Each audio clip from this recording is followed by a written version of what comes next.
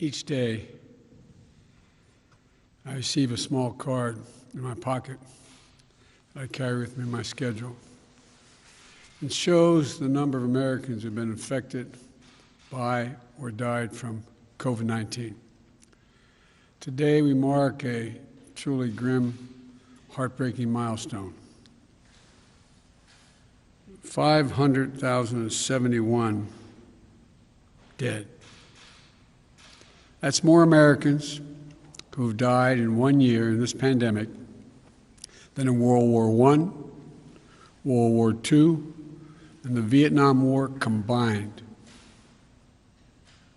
That's more lives lost to this virus than any other nation on earth. But as we acknowledge the scale of this mass death in America, we remember each person and the life they lived. They're people we knew. They're people we feel like we knew. Read the obituaries and remembrances. The son who called his mom every night just to check in. The father's daughter who lit up his world. The best friend who was always there. The nurse and nurses, but the nurse who made her patients want to live. I was just in Kalamazoo, Michigan, at the Pfizer vaccine manufacturing facility. There I met a man when I walked in whose father-in-law was dying of the virus. He was sad. I asked if I could call his father-in-law. He said his father-in-law was too sick to speak. But then he said, "But could I pray for him? Could I pray for him?" We all know someone, fellow Americans who live lives of struggle, purpose, and of hope,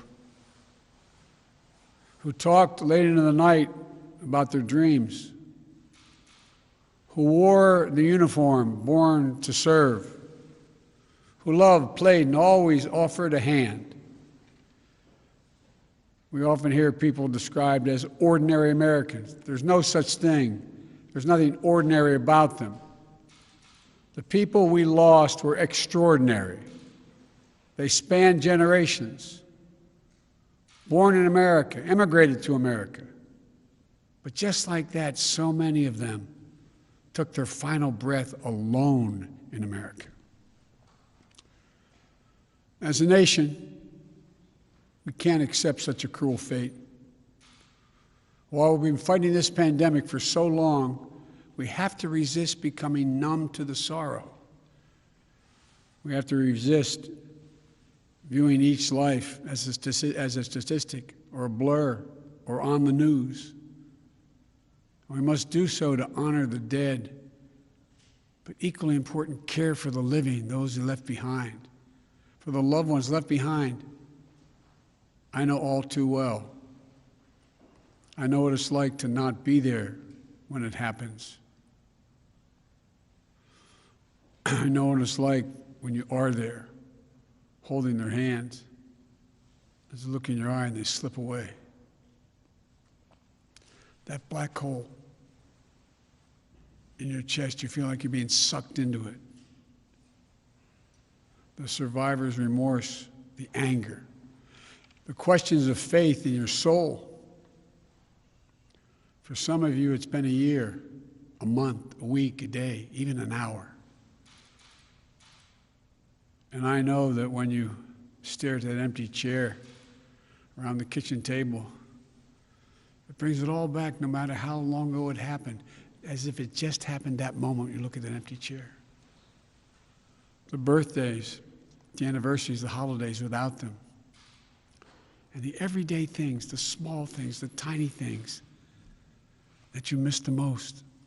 That scent when you open the closet. That park you go by that you used to stroll in.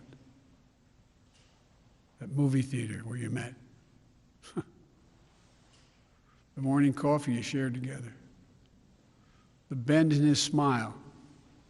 The perfect pitch to her laugh. I received a letter from a daughter whose father died of COVID-19 on Easter Sunday last year. She and her children, his grandchildren, enter Lent this season a season of reflection and renewal with heavy hearts. Unable to properly mourn, she asked me in the letter, what was our loss among so many others? Well, that's what has been so cruel. So many of the rituals that help us cope, that help us honor those we loved, haven't been available to us. The final rites with family gathered around, the proper homegoing, showered with stories and love, tribal leaders passing out the final traditions of sacred cultures on sacred lands. As a nation, we cannot and we must not let this go on. That's why the day before my inauguration, at the COVID-19 memorial, at the reflecting pool on the National Mall, I said, to heal, we must remember. I know it's hard, I promise you, I know it's hard, I remember. But that's how you heal, you have to remember. And it's also important to do that as a nation. For those who have lost loved ones, this is what I know. They're never truly gone. They'll always be part of your heart.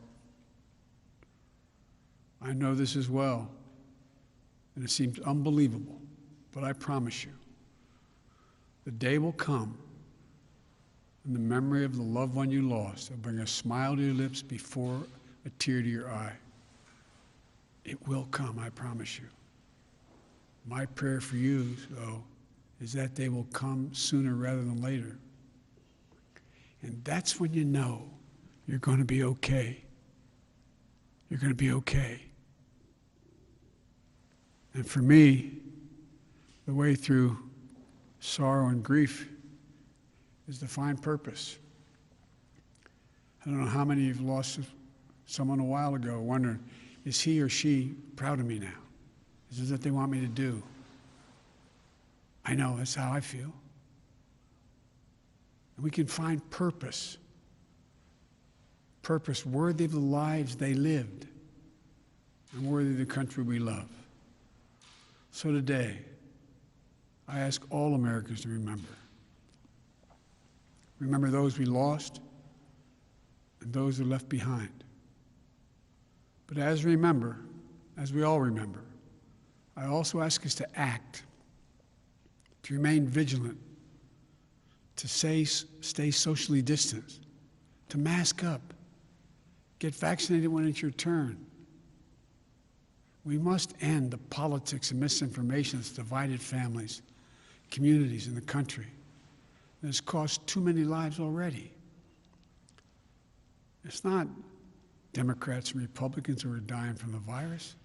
It's our fellow Americans, it's our neighbors, our friends, our mothers, our fathers, our sons, our daughters, husbands, wives. We have to fight this together as one people, as the United States of America. That's the only way we're going to beat this virus, I promise you. The only way to spare more pain and more loss, the only way. These millstones no longer mark our national mourning. These milestones, I should say, no longer mark our national mourning. Let this not be a story of how far we fell, but of how far we climbed back up. We can do this. For in this year of profound loss, we've seen profound courage from all of you on the front lines. I know the stress, the trauma, the grief you carry. But you give us hope. You keep us going. You remind us that we do take care of our own, that we leave nobody behind, and that while we've been humbled, we have never given up. We are America. We can and will do this. In just a few minutes, Jill and I, Kamala and Doug, we'll hold a moment of silence here in the White House, the people's house, your house. We ask you to join us, to remember so we can heal, to find purpose in the work ahead, to show that there is light in the darkness.